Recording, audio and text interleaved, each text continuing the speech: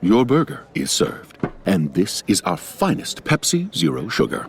Its sweet profile perfectly balances the savory notes of your burger. That is one perfect combination. Burgers deserve Pepsi. This episode is brought to you by LifeLock. Between two-factor authentication, strong passwords, and a VPN, you try to be in control of how your info is protected. But many other places also have it, and they might not be as careful. That's why LifeLock monitors hundreds of millions of data points a second for threats. If your identity is stolen, they'll fix it, guaranteed, or your money back. Save up to 40% your first year. Visit lifelock.com/podcast for 40% off. Terms apply.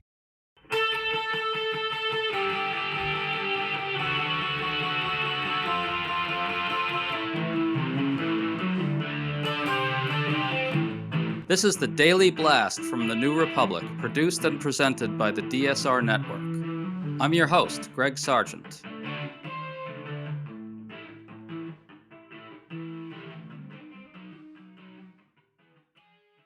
Suddenly, Democrats have a bunch of new openings to go on offense against President Donald Trump on immigration. First, Trump just openly admitted that his mass deportations are harming farmers and the economy. Second, Stephen Miller got into a yelling match with a GOP senator over deportation funding. And finally, Senator Alex Padilla was manhandled by Homeland Security Secretary Kristi Noem's goons, thrown to the ground and handcuffed, all because he tried to ask Noem a question about Trump's likely illegal dispatching of troops into Los Angeles. We think all this suggests that the MAGA coalition is coming under new strains on this issue. And as it happens, the progressive group Way to Win just released some new polling that finds Democrats do have an opening to go on offense on immigration. So we're talking about all this with Way to Win's president, Tori Gavito. Thanks for coming on, Tori. Thanks for having me. So let's start with what happened to Senator Padilla. He tried to ask Kristi Noem a question at a presser in California. We're going to play some audio of this. Here's what you'll hear. First, Padilla tries to ask the question. Then you can hear him protesting as he's grabbed, manhandled, and hauled out. Then you can hear them push him to the ground while he struggles, and then the handcuffs clink. Listen to this.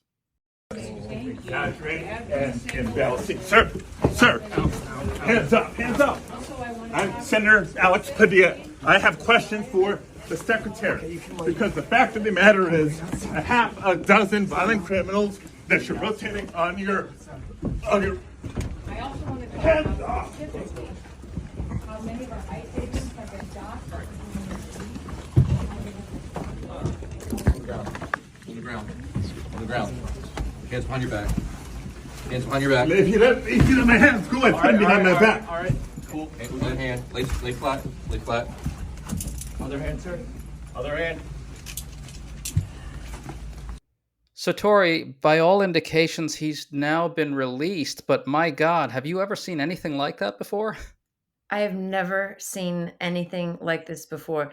And let's remember, Senator Padilla is a senator of California. She's in his state. Kristi Noem is in his state. And he's the ranking member of the Judiciary Subcommittee on Immigration, Citizenship, and Border Safety. So if anyone has a right to be there to ask a question, it's Senator Padilla. It is remarkable. And by the way, I think we should really note the level of absolute contempt this shows for the entire process. She's not a queen. She gets questioned by Congress on these issues, period. And for her people to throw him to the ground like that and cuff him, it wasn't as if he was doing something violent. The whole thing's an absolute outrage. When I saw it the first time, honestly, this is personal for me. I don't know if you know this, but I'm Mexican American. My family's from Brownsville, Texas. One time I wasted a bunch of money on a 23andMe that showed me I'm from Brownsville, Texas.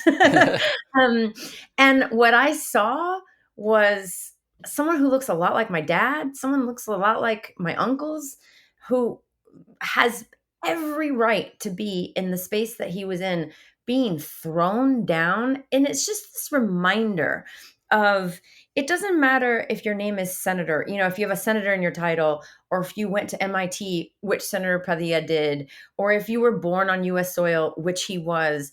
The Trump regime sees sees us Mexican Americans, sees us as a threat, sees us even on the Democratic side. I mean, he ran saying he was going to go after his enemies. This is how he treats his enemies. He did not have a mandate for this level of enforcement, though. Absolutely. I want to go to what President Trump said today, and we'll come back later to this incident with Padilla and what it reveals. Trump really made an extraordinary admission. Here's what he tweeted on Truth Social. Quote, "Our great farmers and people in the hotel and leisure business have been stating that our very aggressive policy on immigration is taking very good longtime workers away from them, with those jobs being almost impossible to replace." Close quote. Tori, that's really something. It's a straight up admission that his own policy of mass deportations is targeting hardworking people, not criminals, hardworking people whose jobs cannot be replaced when they are removed. Your thoughts on this? And where to start? I mean, the immigrant rights community has long made an argument that it is immigrants who are the backbone of the US economy. Okay. Whether that argument was salient or not last cycle, I think we learned it wasn't, because the people really were telling us what voters told us were things are tough. And Trump had a villain for why things were tough. Trump said it's because of immigrants, it's because of crime. There was some bit of acceptance, I think, that US voters had for Trump to take a tougher stand on immigration. But now that it's being enforced in the way he's enforcing it, and the real life consequences are hitting American businesses, his regime was not meeting the quotas of finding and rounding up the criminals. So he pushed them to go further and deeper into the beating heartbeat of American communities, churches, schools, workplaces, and this is the consequence. He's rounding up not just immigrants that may not be here with documents, but he's also rounding up people with mixed status, people who are trying to do their best just to follow a process to get in the right lines and get their papers. And it's definitely showing that the Republicans are imploding on this a little. He must be getting heat from American businesses to put out that kind of statement on Truth Social.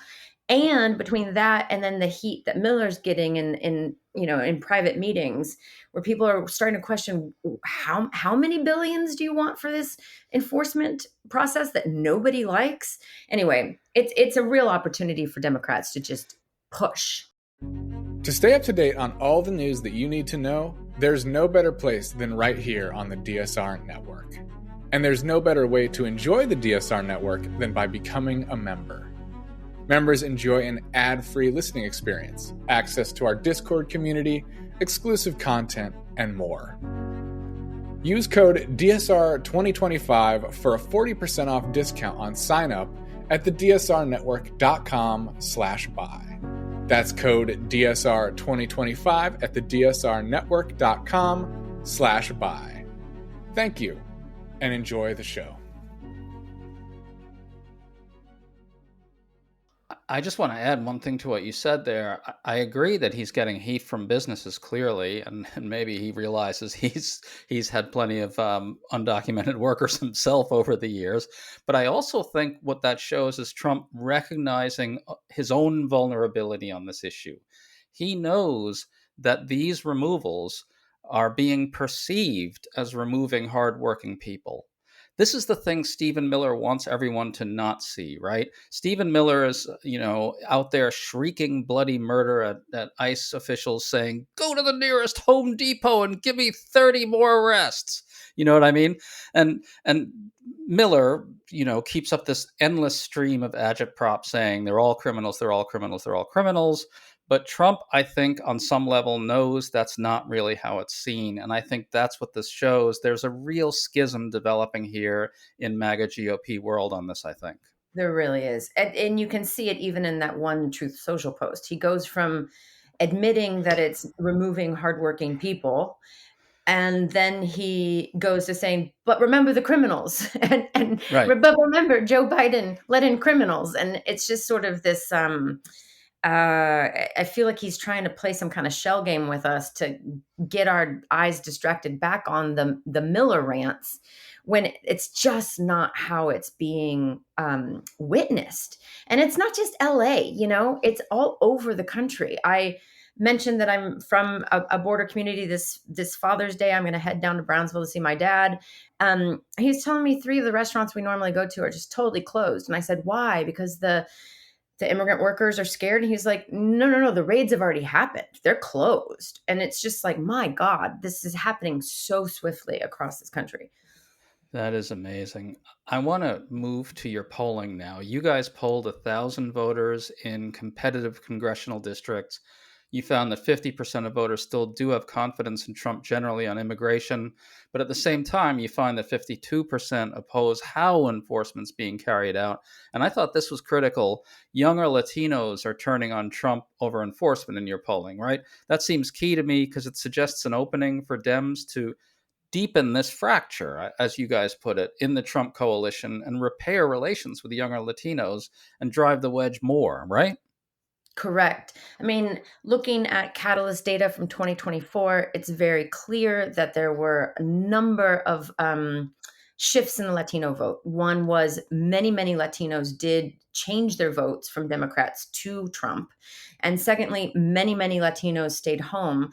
And when we went after some initial research on those Latinos who had voted for Biden in 2020 but stayed home in 2024, one of the things that was really clear in our research was they just didn't see Democrats fighting for them. And so then that sort of permeated, I think, the entire story of why there was Latino vote switching too. That just didn't see people fighting for them, and they were going to give Trump a chance. Now, giving him a chance and Trump then going after workplaces where Latinos are getting swept up into the raids, or know people that do. These are fathers and brothers. It's remarkable. I don't think we have a total grasp on just how mixed status immigrant families really are, where, in one family, in a parent and sibling unit, you can have 5 different statuses, quite frankly. And so it's sweeping everybody up. And so the Democrats, if they lean in on Trump is harming Americans and sweeping you into this ham-fisted enforcement measure, this is not what they signed up for. And we can move Trump's favorability that's, on immigration job approval, particularly from +1 to -9 generally. But the move is even more swift among Latinos. It's about a 17-point drop. Well, it was really interesting to me that you guys tested this message saying that Trump and Republicans are ignoring courts and due process, trampling people's rights, and abusing their power. And you found that voters are receptive to the idea that that's a threat to Americans as well. That seems critical. It seems to mean voters are starting to see the Trump immigration crackdown as something fundamentally dangerous and malevolent, right? As posing a broader threat. What's the significance of that? I mean, I think the significance is that when we look at 2024, some other research that we've done shows that Republicans outspent Democrats about 7-1 on immigration messages. And we can remember it. I mean, I think we could probably repeat the tropes of the Republican message frame from the 2024 election cycle. It's not worth me repeating it for you. But when we dove deeper into what were the Democrats saying about it, we mainly played on their turf, keeping it sort of an issue about criminals. And when you play on their turf, if you remain silent or if you play on their turf, you are accepting the Republican worldview. But now we're out of the conversation about criminals. Everybody agrees, let's get rid of criminals, right? Nobody wants criminals running rampant around our cities. But what is clear is that that is not what Trump is doing. He is not going after criminals. He's going after the workers. And the workers include you and me and our brothers and our sisters, right? So now it's just way out of line. Americans know this is not making them safer. I was on a briefing call from California this morning where immigrant advocates were saying there were reported over 30 workplace raids in LA County alone since Friday.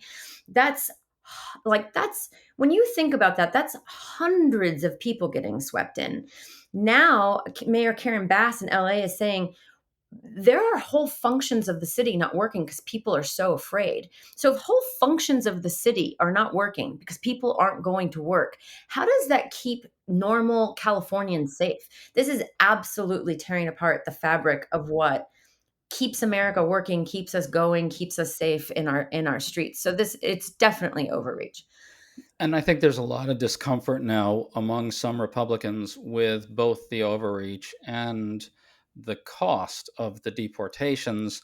There's this new reporting from Andrew Desiderio of Punchbowl News. He reported today that inside the Senate GOP meeting with Stephen Miller, according to sources, Miller and Senator Ron Johnson, got into a shouting match about the border security funding number. Johnson said Miller's numbers don't add up. A lot of GOP senators were frustrated. I don't think we know exactly what's going on there, but it sure looks to me like Stephen Miller is saying more, more, more. We need to get everybody out. Just give us billions and billions and billions and billions. And GOP senators are like, it was all fun and games during the campaign when we could just say remove all the criminals, but now that you're making us pay for it, I don't know, man. Isn't that like sort of another sign of what looks like a schism in the MAGA GOP here? Yeah, they're definitely imploding. $150 billion is what Axios reported as what Stephen Miller was asking for this enforcement measure. $150 billion is a lot of money. I don't, you know, Karen Bass, the mayor of LA, was also reporting there are 700 Marines right now in LA. That costs a ton of money. What are they even doing? What are they even doing with their time? It doesn't appear that the protests are even ongoing anymore. So it seems like a total waste of money on work that isn't even working. It's a policy that Trump himself said is hurting farmers and the economy. Yeah. Yeah, it is. And it is. And we know it's true. I mean, I don't this weekend is going to be very interesting. I don't know, Greg, this weekend on Saturday, there's a big No Kings rally. I think it's being sponsored by different activist groups across the nation. Already, mayors are reporting that National Guards are being deployed. Trump is deploying National Guard in blue cities where he can make a big story out of his fight with Democrats, and then the Republicans are doing his bidding in red states, like Abbott sending National Guard in San Antonio, for example. Why? I mean, I guarantee the images from these protests are going to be, multi-generational, people in their sun hats because it's summer, trying to escape the heat. I mean, this is not a time for any more deployment of force. It's just costing way too much money. And I believe there was a poll even yesterday from Yugov that found double-digit disapproval of sending, extra enforcement to places like California. So, like in specific to Marines in LA. Yeah, the Yugov poll actually found that a small minority in the 30s somewhere favored sending in the Marines or the National Guard, while pluralities in the 40s opposed both.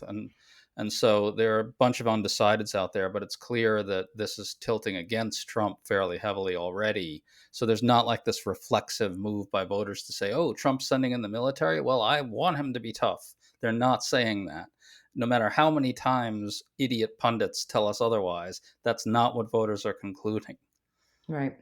And again, not to take us too far back, but I do think the pushing and shoving and arresting of Senator Padilla reminds us, if they can do it to a senator, who won't they do it to? And we tell ourselves stories of the American dream where if we get the right education and if we wear the right suit and if we show up to the right places, we will be embraced in this story of like what it means to be American. And certainly Senator Padilla has those credentials, and it didn't work for him. So I do think everyone needs to be on guard about what this means. I did see some reporting too this morning of unmarked cars ramming into private citizens' cars and the people that were pulled out by ICE from this. They rammed in to wedge this car in, and people that were pulled out, everyone was reported to have to be citizens. Like it when you use what is the old phrase, Greg? When everything looks like a nail and you're a hammer, and I don't remember how the phrase goes, but it feels like that's what's happening with this level of enforcement. Yeah, I'm really glad you brought it back to Padilla, because I do think that this sort of serves this larger impression that something really deeply wrong is afoot, that this unleashing of this enforcement regime is profoundly malevolent, dangerous, really un-American in many ways, and just very threatening to Americans as well. And it seems to me that that's what's being typified here. Democrats have to jump on this now. This is the time. It's a watershed moment. What do you think? There's no hiding under the covers on this one. It is this. I mean, this is the thing that I think more Democrats need to understand about the modern media environment is that we're talking about this on a podcast. I am convinced a number of other podcasters across the ecosystem are talking about some version of this, whether they're taking a left, right, or center stance. Everybody's talking about it. I was at the gym yesterday and I saw people scrolling, in between their sets, looking at images from these protests. It is just across the ecosystem from mainstream media to digital media. People are having this conversation. And there are some Democrats that hope that they can there were Democrats at the start of the year that said, can we just play dead? Can we just play dead and let Trump, hang himself by his own petard? But when you don't talk about it, then you're not in the discourse and you're not relevant and you're not seen as fighting for something. Fight for something you believe in. And people have said time and again in our focus groups, in our polling, and our research about why they stayed home between 20 and 24 was they just didn't see Democrats speaking up, fighting for them. They didn't hear from Democrats until very late in the cycle. In the last 100 days is when there was some breaking through. And so this is one of those opportunities for us to just get out there and speak from the heart. You don't need polling every single time before you say a word. Just speak from the heart that what you see is messed up. It is messed up to see a man pushed to the ground and handcuffed for going to a press conference to ask a question when he has every authority to do that, from being a senator to being on that, on that particular subcommittee. So, just use your words, Democrats. Now's the time. Use your words. Very well said. Tori Gavito, thanks so much for coming on with us. Great to talk to you. Good to talk to you. Thank you.